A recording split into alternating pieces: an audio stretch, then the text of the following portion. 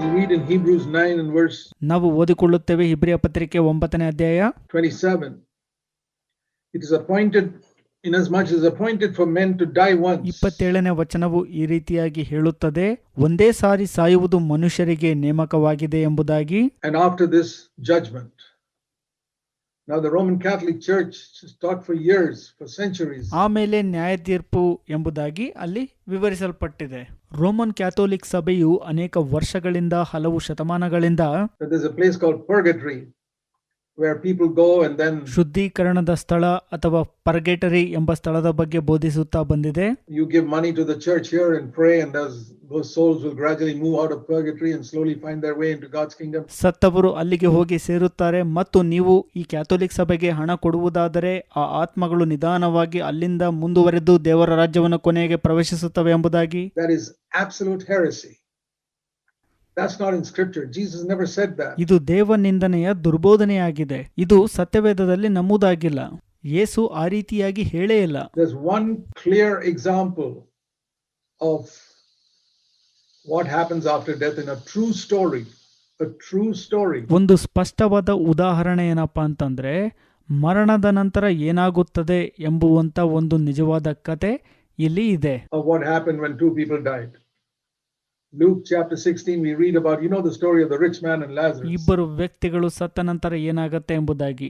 ಲೂಕ 16ನೇ ಅಧ್ಯಾಯದಲ್ಲಿ ಐಶ್ವರ್ಯವಂತನು ಮತ್ತು ಲಾಜರನ ಕುರಿತು ಕತೆ ನಿಮಗೆ ಗೊತ್ತಿದೆ. They were both Jewish people, they were both descendants of Abraham. ಇವರಿಬ್ಬರು ಯಹೂದ್ಯರು, ಇಬ್ಬರು ಅಬ್ರಹಾಮನ ಸಂತತಿಯವರು.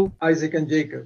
They were true Israelites. They were circumcised. They were attending the ಇವರು ಈಸಾಕ ಮತ್ತು ಯಾಕೋಬನ ಸಂತತಿಯವರು ಆಗಿದ್ದರು. ಐಶ್ವರ್ಯವಂತ ಮತ್ತು ಲಾಜರ ಇಬ್ಬರು ಸುನ್ನತಿಯನ್ನ ಮಾಡಿಸಿಕೊಂಡಿದ್ದರು. synagogues.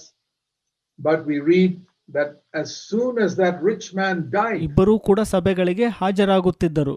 ಆದರೆ ನಾವು ಓದುತ್ತೇವೆ, ಆ ಐಶ್ವರ್ಯವಂತನು ಸತ್ತ ತಕ್ಷಣ, despite his having visited the synagogue every Saturday and probably knowing the scriptures, he went to hell immediately. ಆತನು ಪ್ರತಿ ಶನಿವಾರ ಸಭೆಗೆ ಹಾಜರಾಗುತ್ತಿದ್ದನು, ಉಪದೇಶಗಳನ್ನು ಅರಿದು ಕುಡಿದಿದ್ದನು, ಆದರೆ ಸತ್ತ ತಕ್ಷಣವೇ ನರಕದಲ್ಲಿ ಬಿದ್ದಿದ್ದನು. Before the doctor could certify that he is dead, the man was in hell. ವೈದ್ಯರು ಪ್ರಮಾಣೀಕರಿಸುವ ಮೊದಲೇ ಈ ಮನುಷ್ಯನು ನರಕದಲ್ಲಿ ಬಿದ್ದಿದ್ದನು. And the next day when his funeral was being conducted and all the rabbis and all were praising him for what a wonderful man he is. ಆದರೆ ಮಾರನೇ ದಿನ ಆತನ ಅಂತ್ಯಕ್ರಿಯೆಗೆ ಅನೇಕ ರಬ್ಬಾಯಿಗಳು ಬಂದು ಆತನು ಎಂತಹ ದೊಡ್ಡ ವ್ಯಕ್ತಿ ಎಂಬುದಾಗೆಲ್ಲ ಹೊಗಳುತ್ತಿದ್ದರು. And saying that he is at the feet of the Lord, he was burning in hell. ಆತನು ಕರ್ತನ ಪಾದದ ಬಳಿಯಲ್ಲಿದ್ದಾನೆ ಎಂಬುದಾಗೆಲ್ಲ ಹೇಳುತ್ತಿದ್ರು.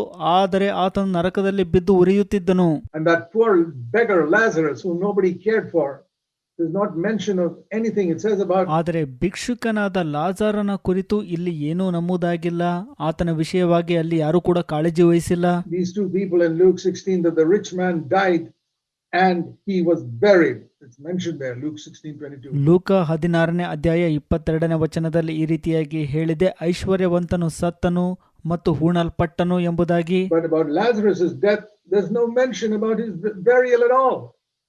What happened to him? ಆದರೆ ಲಾಜರನು ಸತ್ತಾಗ ಆತನನ್ನು ಹೂಣಲ್ಪಟ್ಟಿರುವ ಬಗ್ಗೆ ಇಲ್ಲಿ ನಮೂದೇ ಆಗಿಲ್ಲ. ಹಾಗಾದ್ರೆ ಏನಾಯ್ತಲ್ಲ ಅವನಿಗೆ? Nobody cared for him. Somebody probably took his body up and threw it into the... ಯಾರು ಕೂಡ ಆತನ ವಿಷಯವಾಗಿ ಕಾಳಜಿ ವಹಿಸಿಲ್ಲ. ಒಂದು ವೇಳೆ ಆತನ ದೇಹವನ್ನ ಕೆಲವರು ತೆಗೆದುಕೊಂಡು ಹೋಗಿ some waste ground somewhere and threw some mud over it. That was it.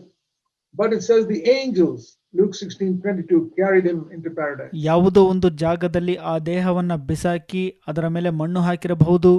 ಲೂಕ 16ನೇ ಅಧ್ಯಾಯ 22ನೇ ವಚನ ಈ ರೀತಿಯಾಗಿ ಹೇಳುತ್ತೆ, ದೇವದೂತರು ಆತನನ್ನ ತೆಗೆದುಕೊಂಡು ಪರದೇಶಕ್ಕೆ ಒಯ್ದರು ಎಂಬುದಾಗಿ. So this is the only place in the Gospels where Jesus clearly says of what happened to two people. ಸುವಾರ್ತೆಗಳ ಇದೊಂದೇ ಭಾಗದಲ್ಲಿ ಯೇಸು ಸ್ಪಷ್ಟವಾಗಿ ಹೇಳಿದ್ದಾರೆ, ಇಬ್ಬರು ವ್ಯಕ್ತಿಗಳು ಸತ್ತ ನಂತರ ಏನಾಗತ್ತೆ ಅಂತ. Immediately after they died, and it had nothing to do with ಈ ಇಬ್ಬರು ವ್ಯಕ್ತಿಗಳು ಸತ್ತ ನಂತರ doctrinal differences. This rich man and Lazarus believed exactly the same doctrine. ಸಿದ್ಧಾಂತಗಳ ವ್ಯತ್ಯಾಸದ ಕುರಿತು ಏನೂ ಮಾಡ್ಲಿಕ್ಕಾಗಲಿಲ್ಲ. ಐಶ್ವರ್ಯವಂತನು ನಂಬಿಕೊಂಡಿದ್ದ ಸಿದ್ಧಾಂತವನ್ನೇ ಲಾಜರನು ನಂಬಿದ್ದನು. They believed in the God who delivered the Israelites from ಅವರು ಈ ರೀತಿಯಾಗಿ ನಂಬಿದ್ದರು, ದೇವರು ಇಸ್ರಾಯೇಲರನ್ನ ಬಿಡಿಸಿದರು ಎಂಬುದಾಗಿ. Egypt, and they were God's people and all that. But ಐಗುಪ್ತದಿಂದ ದೇವಜನರನ್ನ ಬಿಡಿಸಿದರು ಎಂಬುದಾಗಿ ನಂಬಿದ್ದರು. one of those persons who thought himself to be God's people ended up in hell and he ತಾನು ಕೂಡ ದೇವ ಜನ ಎಂಬುದಾಗಿ ಎಣಿಸಲ್ಪಟ್ಟಂತ ಮನುಷ್ಯನು ನರಕದಲ್ಲಿ ಕೊನೆಗೊಂಡಿದ್ದನು ಮತ್ತು ಆತನು has been burning in hell for the last 2000 years. ಕಳೆದ 2000 ವರ್ಷಗಳಿಂದ ನರಕದಲ್ಲಿ ಉರಿಯುತ್ತಿದ್ದಾನೆ. Don't forget that. And he is still crying out for water. ಅದನ್ನು ಯಾವತ್ತೂ ಮರಿಬೇಡ್ರಿ. ಇನ್ನೂ ಕೂಡ ಆತನು ನೀರಿಗಾಗಿ ಗೋಗರೆಯುತ್ತಿದ್ದಾನೆ, ಅಳುತ್ತಿದ್ದಾನೆ. It's only his soul, but he feels it. And can you think of all the regret he has, the opportunities he has? ಅಲ್ಲಿ ಆತನ ಪ್ರಾಣವು ಮಾತ್ರ ಇರುತ್ತದೆ, ಆದರೆ ಆತನು ಆ ಉರಿಯನ್ನು ಅನುಭವಿಸುತ್ತಾನೆ. ಆತನಿಗಿದ್ದಂತ ಅವಕಾಶಗಳ ಕುರಿತು, ಆತನ ಮರಗುವಿಕೆಯ ಕುರಿತು ನೀವು ಯೋಚಿಸುತ್ತೀರಾ? On earth that he missed out on. And he's concerned about his brothers. ಈ ಲೋಕದಲ್ಲಿ ಆತನು ಅವನ್ನೆಲ್ಲ ತಪ್ಪಿಸಿಕೊಂಡನು.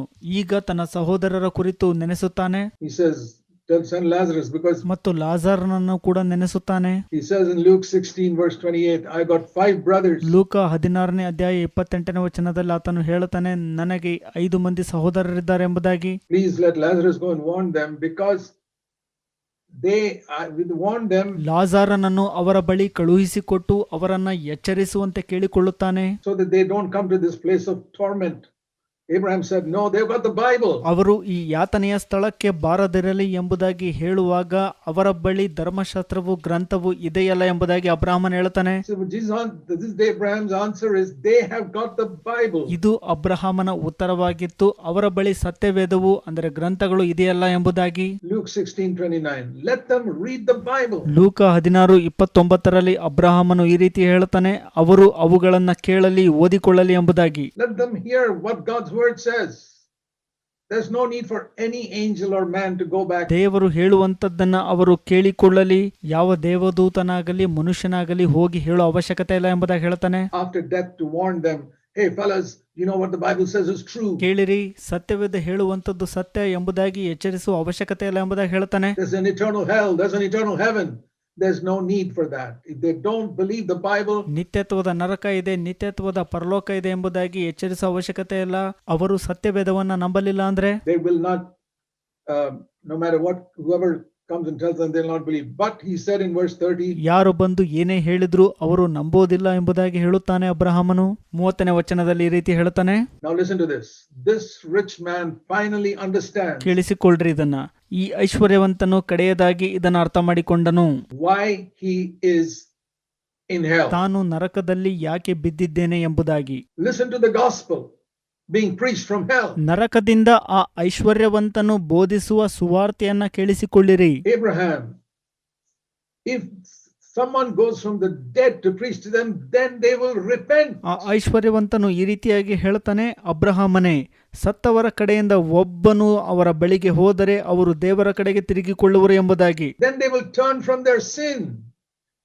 He knows it's because he didn't turn from his sin. ಅವರು ಪಾಪದಿಂದ ತಿರುಗಿಕೊಳ್ಳುತ್ತಾರೆ ಅಬ್ರಹಾಮನ ಎಂಬುದಾಗಿ ಹೇಳಿದನು. ಆತನಿಗೆ ಗೊತ್ತಾಯ್ತು ತಾನು ಪಾಪಗಳಿಂದ ತಿರುಗಿಕೊಳ್ಳಲಿಲ್ಲ ಎಂಬುದಾಗಿ. That he is in hell. That's the gospel. If they do not repent, ಅದಕ್ಕಾಗಿ ಆತನು ನರಕದಲ್ಲಿದ್ದಾನೆ. ಇದೇ ಸುವಾರ್ತೆ. ಅವರು ಒಂದು ವೇಳೆ ಮಾನಸಾಂತರ ಪಡೆದಿದ್ದರೆ, if they do not turn from their sin, if they do not turn from their selfish, ಅವರು ತಮ್ಮ ಸ್ವಾರ್ಥತೆಯಿಂದ ಮತ್ತು ಪಾಪದಿಂದ ತಿರುಗಿಕೊಳ್ಳಲಿಲ್ಲವಾದರೆ, worldly way of life towards God, no matter what religion they preach, ದೇವರ ಕಡೆಗೆ ಲೋಕದ ಜೀವಿತವನ್ನು ಹೊಂದಿದ್ದರೆ, ಅವರು ಯಾವ ಧರ್ಮವನ್ನು ಬೋಧಿಸಿದರೂ ಕೂಡ, no matter how much they read the Bible and go to the church or synagogue regularly, they are going to land up with me here. ಅವರು ಸತ್ಯವೇದವನ್ನು ಎಷ್ಟೇ ಓದಿದರೂ ಸಭೆಗೆ ಸತತವಾಗಿ ಹಾಜರಾದರೂ ಕೂಡ ಕೊನೆಯದಾಗಿ ನನ್ನ ಜೊತೆ ನರಕದಲ್ಲಿ ಬೀಳುತ್ತಾರೆ ಎಂಬುವಂತ ಸತ್ಯವನ್ನು ಅರಿತುಕೊಂಡನು. So please send somebody to warn them, and listen to Abraham's reply in Luke 16:31. ದಯಮಾಡಿ ಯಾರನ್ನಾದರೂ ಎಚ್ಚರಿಸಲು ಕಳಿಸು ಎಂಬುದಾಗಿ ಹೇಳುವಾಗ ಅಬ್ರಹಾಮನ ಪ್ರತಿಕ್ರಿಯೆಯನ್ನು ನೋಡ್ರಿ. ಲೂಕ 16:31ರಲ್ಲಿ, If they don't read the Bible, if they don't believe the Bible, even if somebody rises from the dead, ಅವರು ಸತ್ಯವೇದವನ್ನು ಓದಲಿಲ್ಲ ಅಂದರೆ ಮತ್ತು ಸತ್ಯವೇದವನ್ನು ನಂಬಲಿಲ್ಲ ಅಂದರೆ, ಸತ್ತು ಹೋಗಿದ್ದವನೊಬ್ಬನು ಜೀವಿತನಾಗಿ ಎದ್ದರೂ ಸಹ they will not be convinced. Jesus has now risen from the dead, ಅವರು ಒಪ್ಪುವುದಿಲ್ಲ. ಯೇಸು ಈಗ ಮರಣದಿಂದ ಎದ್ದು ಬಂದಿದ್ದಾರೆ. but they are not convinced because you see the tremendous emphasis ಅವರು ಅದನ್ನ ಒಪ್ಪುವುದಿಲ್ಲ. ಇದನ್ನ ನೀವು ನೋಡ್ರಿ, ಇಲ್ಲಿ ಒತ್ತಿ ಹೇಳುವಂತದ್ದನ್ನ. to two things that people in hell give to. Please listen to this. This is a message from hell. ನರಕದಿಂದ ಜನರು ಹೇಳುವಂತ ಈ 2 ಸಂಗತಿಗಳನ್ನ ನೋಡ್ರಿ. ಇಲ್ಲಿ ನರಕದಿಂದ ಬಂದಂತಹ ಈ ಸಂದೇಶವನ್ನ ಕೇಳಿಸಿಕೊಳ್ಳ್ರಿ. From a man who's facing eternity in hell, he tells us about two things. One, he says, you got to repent. ನಿತ್ಯತ್ವದ ನರಕದಲ್ಲಿ ಬಿದ್ದಂತಹ ವ್ಯಕ್ತಿಯು ಎರಡು ಸಂಗತಿಗಳನ್ನ ಹೇಳುತ್ತಾನೆ. ಮೊದಲನೆಯದಾಗಿ ಹೇಳುತ್ತಾನೆ, ಮಾನಸಾಂತರ ಪಡಿರಿ, ದೇವರ ಕಡೆಗೆ ತಿರುಗಿಕೊಳ್ಳಿರಿ ಎಂಬುದಾಗಿ. You got to turn from your sin. ಪಾಪದಿಂದ ತಿರುಗಿಕೊಳ್ಳಿರಿ ಎಂಬುದಾಗಿ. That's why that's been the main burden of my preaching for 45 years. ನಾನು ಕಳೆದ 45 ವರ್ಷಗಳಿಂದ ಭಾರದಿಂದ ಮಾಡುವಂತ ಬೋಧನೆ ಇದೇ ಆಗಿದೆ. ಅಂದರೆ ಇದೇ ವಿಷಯಕ್ಕೆ ಸಂಬಂಧಪಟ್ಟದ್ದಾಗಿದೆ. And the second thing is that both Abraham repeatedly says, ಎರಡನೇ ಸಂಗತಿ ಏನಪ್ಪಾ ಅಂದ್ರೆ, ಅಬ್ರಹಾಮನು ಇಲ್ಲಿ ಪದೇ ಪದೇ ಹೇಳುವಂತದ್ದೇನಪ್ಪಾ ಅಂದ್ರೆ, the Bible verse 29, the Bible verse 31. Those days it was Moses and the prophets. That means from Genesis 29 ಮತ್ತು 31ನೇ ವಚನದಲ್ಲಿ ಸತ್ಯವೇದ ಎಂಬುದಾಗಿ ಒತ್ತಿ ಹೇಳುತ್ತಾನೆ ಅಬ್ರಹಾಮನು.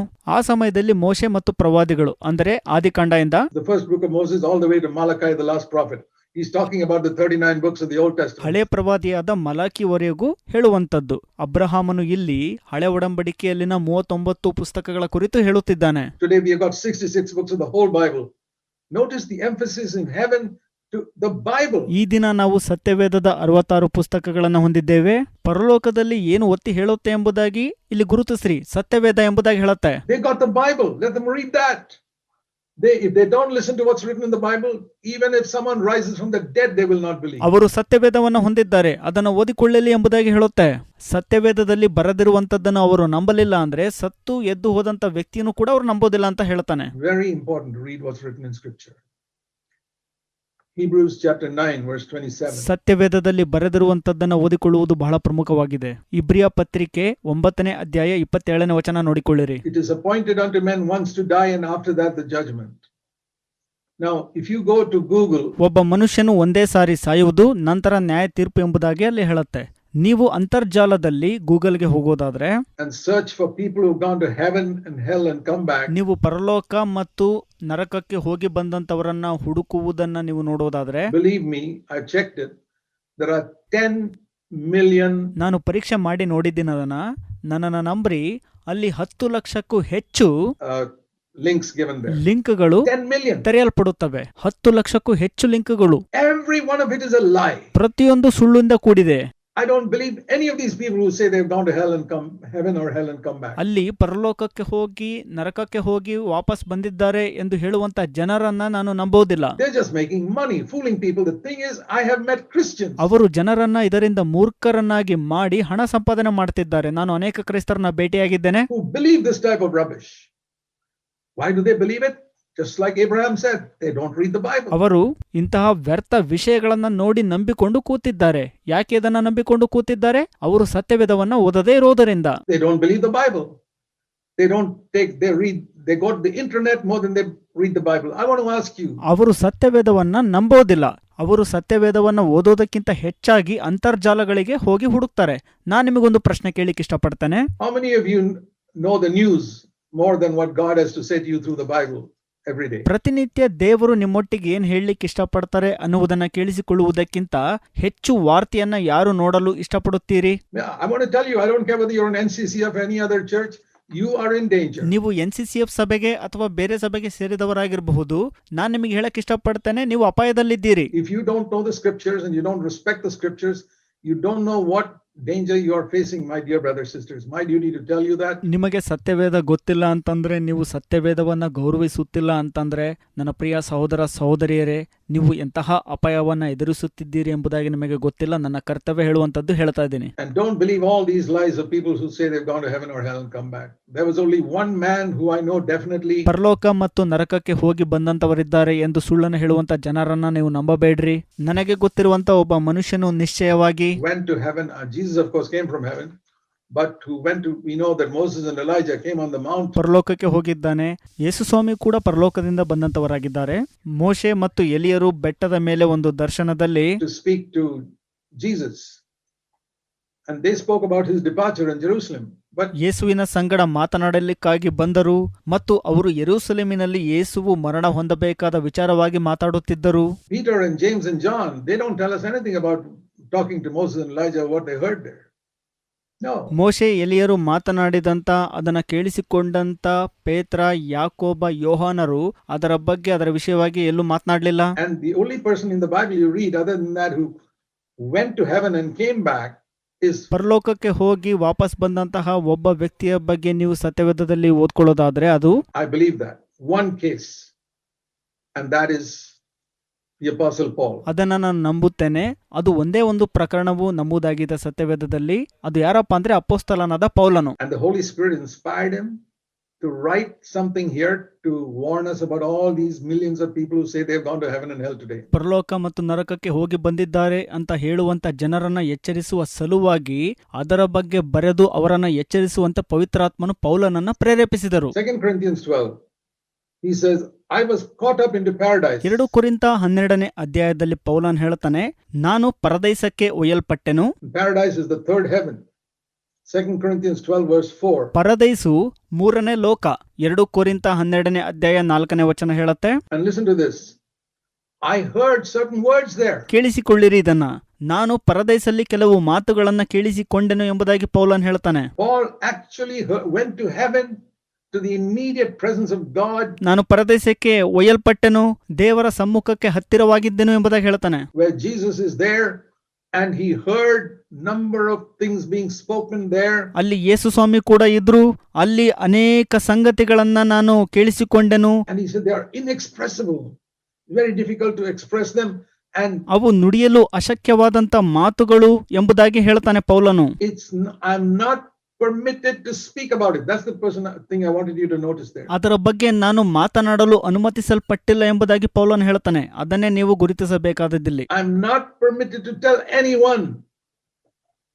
2 Corinthians 12:4, what I heard there. 2 ಕೊರಿಂಥ 12ನೇ ಅಧ್ಯಾಯ 4ನೇ ವಚನದಲ್ಲಿ ಪೌಲನ್ ಹೇಳುತ್ತಾನೆ, ನಿಮಗೆ ಹೇಳಲು ನಾನು ಅನುಮತಿಸಲ್ಪಟ್ಟಿಲ್ಲ ಎಂಬುದಾಗಿ. Do you believe that's eternal truth, that a man, even if God takes him to heaven like Paul, he's not permitted to ever talk about it to any human being? ಇದನ್ನ ನಂಬಿರಿ, ಇದು ನಿತ್ಯತ್ವದ ಸತ್ಯ. ಪೌಲನಂತ ಮನುಷ್ಯನು ಪರದೇಶಕ್ಕೆ ಒಯ್ಯಲ್ಪಟ್ಟರೂ ಕೂಡ ಮತ್ತೊಬ್ಬರಿಗೆ ಹೇಳಲು ಆತನು ಅನುಮತಿಸಲ್ಪಟ್ಟಿರಲಿಲ್ಲ. Then how is it so many Christians believe all this rubbish written in books about people who gone to heaven and hell? Please don't believe all this. ಪರಲೋಕ ಮತ್ತು ನರಕಕ್ಕೆ ಹೋಗಿ ಬಂದಂತಹ ಜನರಿದ್ದಾರೆ ಎಂದು ಹೇಳುವಂತ ಪುಸ್ತಕಗಳನ್ನ ನಂಬಿರುವಂತ ಅನೇಕ ಕ್ರೈಸ್ತರಿದ್ದಾರೆ. ಇಂತಹ ವಿಷಯಗಳನ್ನ ನೀವು ನಂಬಬೇಡ್ರಿ. There's only one book in the world that tells us the truth, and that's the Bible. And it's very, very important. I say this because ಲೋಕದಲ್ಲಿ ಒಂದೇ ಒಂದು ಪುಸ್ತಕ ಸತ್ಯವನ್ನ ಮಾತನಾಡುವಂತದ್ದು, ಅದು ಸತ್ಯವೇದವಾಗಿದೆ. ನಾನು ನಿಮಗೆ ಒಂದು ಪ್ರಮುಖವಾದ ವಿಷಯವನ್ನ ಹೇಳಲು ಬಯಸುತ್ತೇನೆ. there are so many stories going around, and you may be clear, but make sure your children also don't believe all that nonsense when they grow up. ಲೋಕದ ಸುತ್ತ ಅನೇಕ ಸಂಗತಿಗಳು, ಸುಳ್ಳುಗಳು ನಡೀತಾ ಇರಬಹುದು.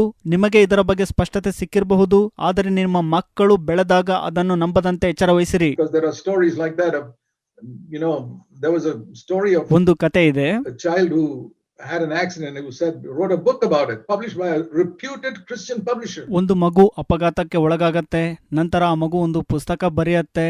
ಆ ಪುಸ್ತಕವು ಹೆಸರಾಂತ ಕ್ರೈಸ್ತ ಪ್ರಕಾಶಕರಿಂದ ಪ್ರಕಟಗೊಳ್ಳುತ್ತದೆ. And he said how he went to describe the whole thing, and 10 or 15 years later when he grew up, ಇಡೀ ಸಂಗತಿಗಳನ್ನ ಅದರ ಬಗ್ಗೆ ವಿವರಿಸುತ್ತೆ. ನಂತರ ಆ ಮಗು ಬೆಳೆದು 10-15 ವರ್ಷಗಳ ನಂತರ that same boy said the whole thing was a lie. ಅದೇ ಹುಡುಗ ಹೇಳ್ತಾನೆ, ನಾನು ಹೇಳಿರುವಂತ ಎಲ್ಲಾ ವಿಷಯಗಳು ಸುಳ್ಳು ಎಂಬುದಾಗಿ. My father told me to write all that, and he made a lot of money by selling that book, and that it's one of the most reputed Christian publishers in America who published. ಆ ಹುಡುಗನು ನಂತರದಲ್ಲಿ ಹೇಳ್ತಾನೆ, ನನ್ನ ತಂದೆ ಈ ರೀತಿಯಾಗಿ ಬರಲಿಕ್ಕೆ ಹೇಳಿದ್ರು, ನಾನು ಬರದೆ, ಹಾಗೂ ನನ್ನ ತಂದೆ ಈ ಪುಸ್ತಕ ಮಾರಾಟದಿಂದ ಹೆಚ್ಚು ಹಣ ಕೂಡ ಮಾಡಿದ್ರು. ಈ ಪುಸ್ತಕವು ಹೆಸರಾಂತ ಕ್ರೈಸ್ತ ಪ್ರಕಾಶಕರಿಂದ ಪ್ರಕಟಗೊಂಡಿತ್ತು. And of course they had to withdraw it. But for so many 10 or 15 years people believed this nonsense. ನಂತರ ಇವರುಗಳು ಈ ಪುಸ್ತಕವನ್ನ ರದ್ದುಗೊಳಿಸಿ ಹಿಂತಿರುಗಿ ಪಡ್ಕೊಂಡ್ರು ಕೂಡ ಅನೇಕ ಜನರು 10-15 ವರ್ಷಗಳಿಂದ ಈ ಅಸಂಬದ್ಧವಾದ ವಿಚಾರಗಳನ್ನ ನಂಬಿದ್ದರು. Till the boy grew up and said this was all fake, just a way to make money. ಬೆಳೆದ ನಂತರ ಆ ಮಗು ಹೇಳ್ತು, ಇದನ್ನ ಹಣ ಮಾಡಲಿಕ್ಕೋಸ್ಕರ ಬರೆದಿದ್ದು, ಇದು ಸುಳ್ಳು ಎಂಬುದಾಗಿ. So dear brothers, there are a lot of deception going on in this area. That's why I mentioned. ಪ್ರಿಯ ಸಹೋದರರೇ, ಈ ಒಂದು ಕ್ಷೇತ್ರದಲ್ಲಿ ಅನೇಕ ವಂಚನೆಯು ನಡೆಯುತ್ತಿದೆ, ಅದಕ್ಕಾಗಿ ನಾನು ಇದನ್ನ ಹೇಳಿದೆ.